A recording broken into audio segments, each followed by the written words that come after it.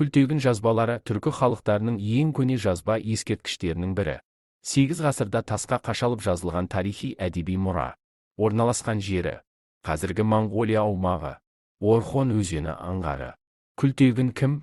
Күлтегін шығыс түрік қағанатының атақты батыры, қолбасшысы. Білге қағанның туған інісі.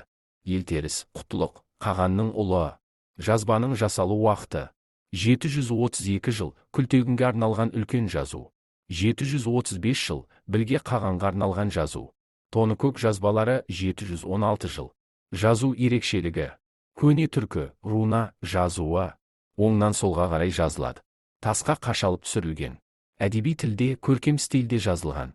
Мазмұны жазбаларда түрік халқының шығу тегі, түрік қағанатының құрылуы, ел басқару жүйесі, халық пен қаған қарым-қатынасы, Күлтегіннің ерліктері, ел бірлігі, тәуелсіздік идеясы, тәлім-тәрбиелік, өсиеттік ойлар, идеялық маңызы, ұлттық сана, елдік рух, тәуелсіздік, бірлік пен тұтастық, мемлекетшілдік идея, зерттелуі 1889 жылы.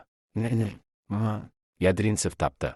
1893 жылы Вильгельм Томсен жазуды оқыды. Радов ғылыми аудармасын жасады. Қорытынды.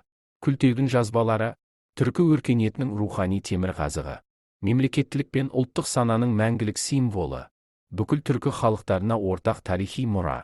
Жоғарыдағы мәліметтер мен суреттер жасанды интеллект бағдарламаларынан алынды. Көңіліңізден шықса лүпіл басып парақшама тіркеліп кетіңіз.